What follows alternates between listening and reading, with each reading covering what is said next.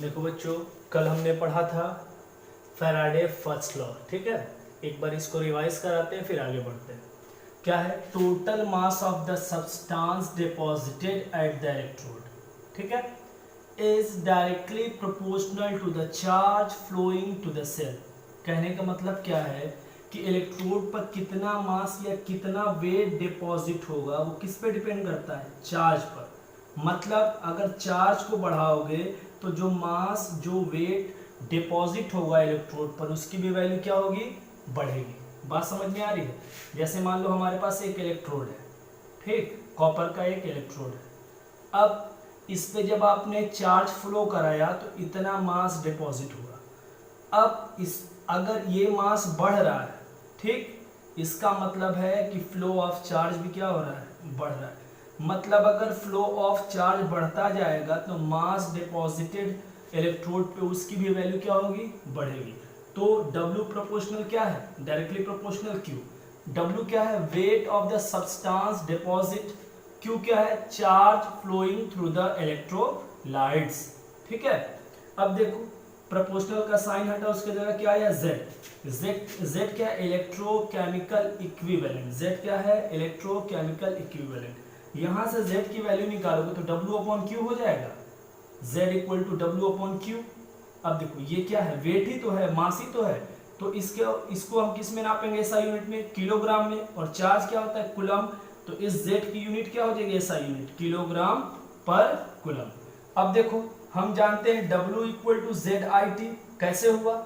I क्या होता है? करंट होता है ना, तो ये क्या होता है? Charge upon time. तो Q की वैल्यू क्या हो जाएगी? IT। तो हमने कुछ किया नहीं है, Q की जगह क्या रख दिया है? IT। अब देखो when the amount of charges flowing through the electrolytes is same, मतलब Q1 जो है वो Q2 के क्या है? बराबर है। तो इस कंडीशन में क्या होगा? W1 अपॉन W2 जो होगा वो Z1 अपॉन Z2 के बराबर हो जाएगा।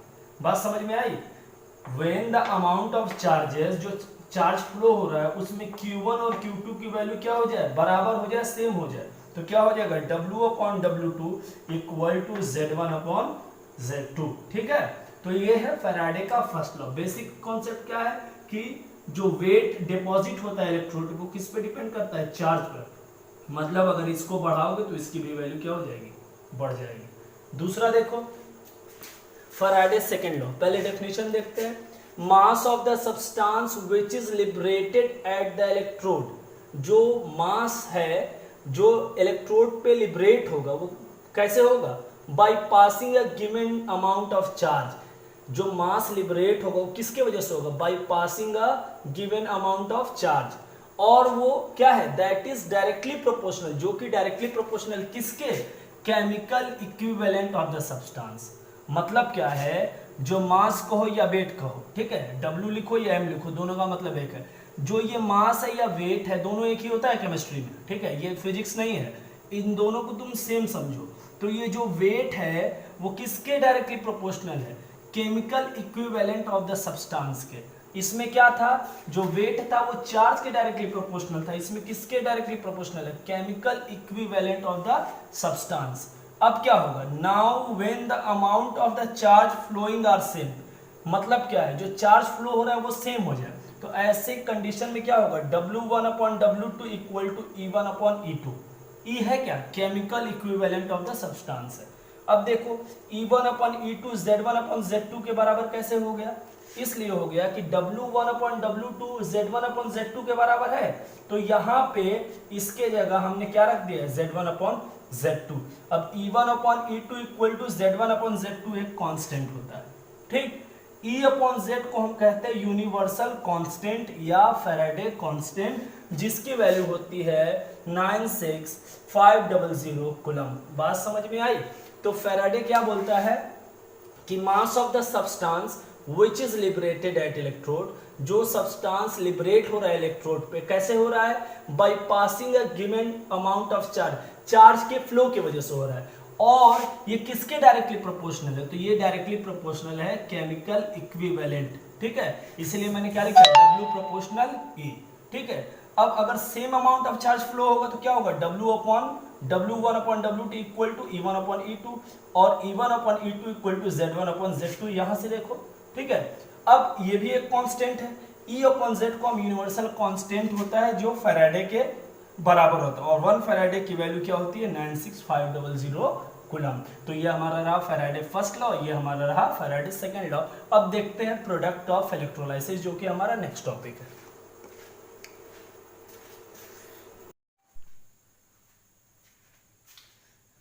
देखो बच्चों, हमारा नेक्स्ट टॉपिक है प्रोडक्ट ऑफ इलेक्ट्रोलाइसिस। तो जो प्रोडक्ट ऑफ इलेक्ट्रोलाइसिस होता है वो दो चीजों पे डिपेंड करता है, एक डिपेंड करता है इलेक्ट्रोलाइट्स पे, दूसरा डिपेंड करता है नेचर ऑफ इलेक्ट्रोड पे। जैसे हमने यहाँ दो इलेक्ट्रोड लिया, कॉपर लिया और जिंक लिया, तो किसका नेचर कैसा है उस पर डिपेंड करता है। ठीक है, इलेक्ट्रोलाइट पे डिपेंड करता है और नेचर ऑफ इलेक्ट्रोड पे डिपेंड करता है।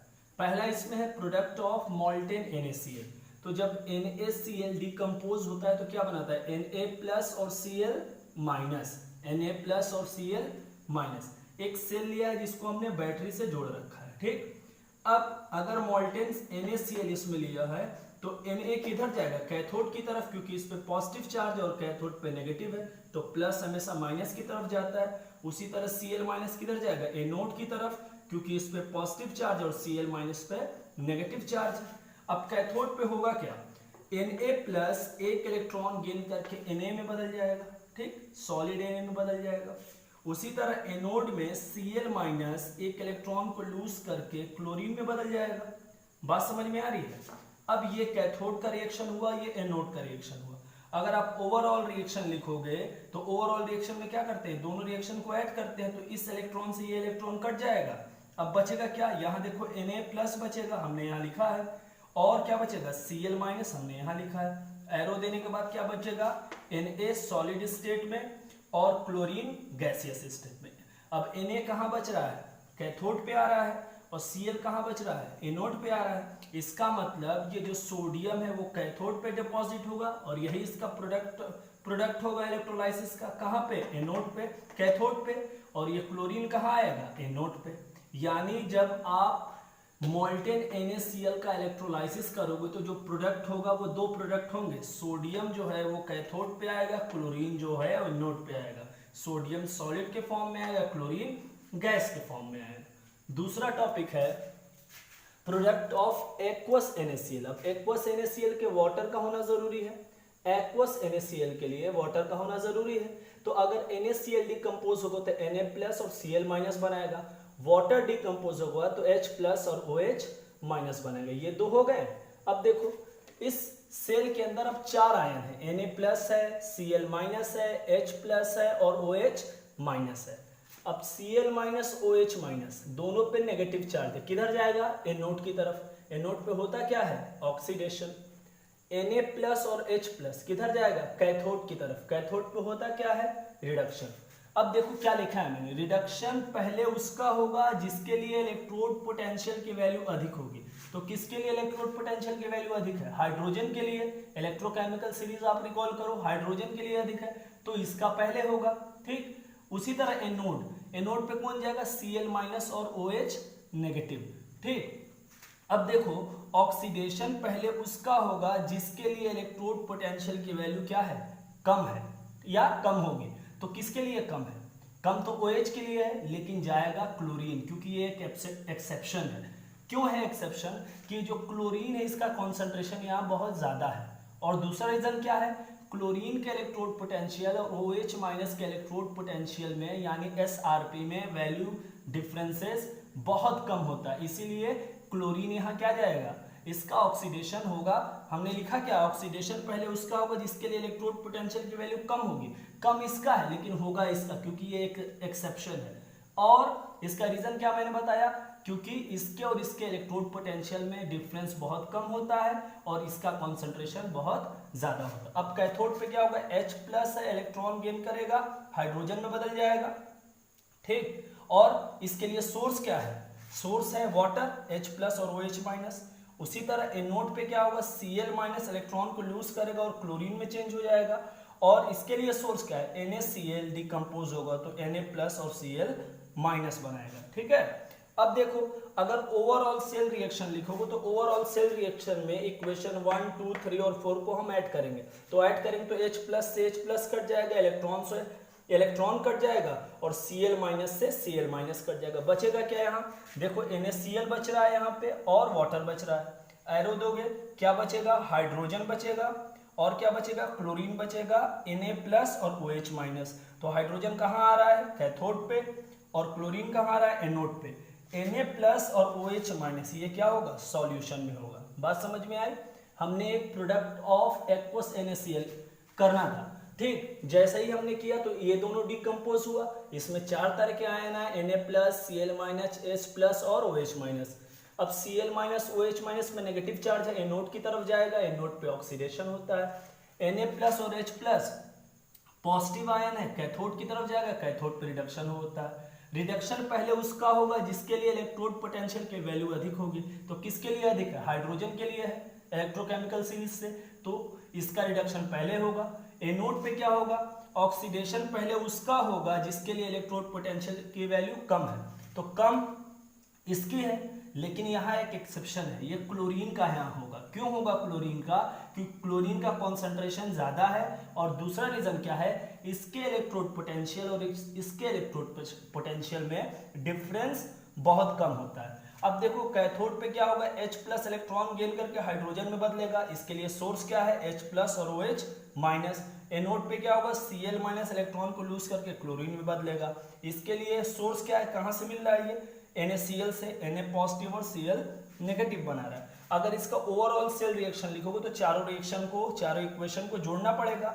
जब चारों इक्वेशन को जोड़ोगे तो H प्लस से H प्लस कट जाएगा, इलेक्ट्रॉन से इलेक्ट्रॉन कट जाएगा, Cl माइनस से Cl माइनस कट जाएगा। बचेगा क्या, NaCl प्लस H2, एरो दोगे, हाइड्रोजन बचेगा, क्लोरीन बचेगा, Na प्लस और OH माइनस। हाइड्रोजन कहाँ आ रहा है, कैथोड पे, क्लोरीन कहाँ आ रहा है, एनोड पे, और Na प्लस और OH माइनस सॉल्यूशन में होगा। यानी इसका प्रोडक्ट क्या हो गया, हाइड्रोजन हो गया कैथोड पे और क्लोरीन हो गया एनोड पे। अब नेक्स्ट टॉपिक है हमारा difference between electrochemical cell and electrolytic cell, ठीक है। चलो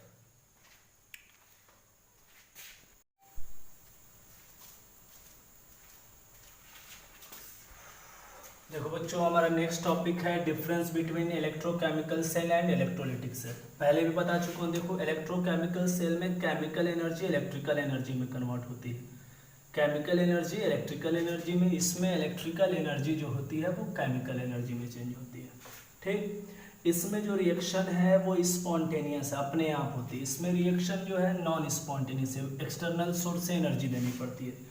इसमें जो कैथोड होता है वो पॉजिटिव होता है, इसमें जो कैथोड होता है वो नेगेटिव होता है। इलेक्ट्रोकेमिकल सेल में इलेक्ट्रॉन जो मूव कर दे कहाँ, एनोड से कैथोड की तरफ, in the external circuit. Electron का मूवमेंट होता है एनोड से कैथोड की तरफ, कैसे होता है, एक्सटर्नल सर्किट से। इसमें electron are supplied by the external batteries, इसमें इलेक्ट्रॉन का सप्लाई करते हैं एक्सटर्नल बैटरी से, ठीक है। अब क्या है, ऑक्सीडेशन हाफ सेल और रिडक्शन हाफ सेल में ये बटी होती है। जो इलेक्ट्रोकेमिकल सेल इसमें 2 चेंबर होते हैं, ऑक्सीडेशन हाफ सेल और रिडक्शन हाफ सेल, और इसमें एक ही चैम्बर या एक ही कंपार्टमेंट होता है। फिर से देखो, ये केमिकल एनर्जी को इलेक्ट्रिकल में, ये इलेक्ट्रिकल को केमिकल में। इसमें स्पॉन्टेनियस, इसमें नॉन स्पॉन्टेनियस, इसमें कैथोड पॉजिटिव, इसमें नेगेटिव। इसमें इलेक्ट्रॉन का मूवमेंट होता है एनोड से कैथोड की तरफ एक्सटर्नल सर्किट से, इसमें इलेक्ट्रॉन बैटरी से सप्लाई करते हैं। इसमें 2 चैम्बर होते हैं, oxidation half cell, reduction half cell, और इसमें एक ही चैम्बर होता है, ठीक है। ये बेसिक डिफरेंस है किसके बीच, इलेक्ट्रोकेमिकल और इलेक्ट्रोलिटिक सेल के बीच में, ठीक है। Thank you.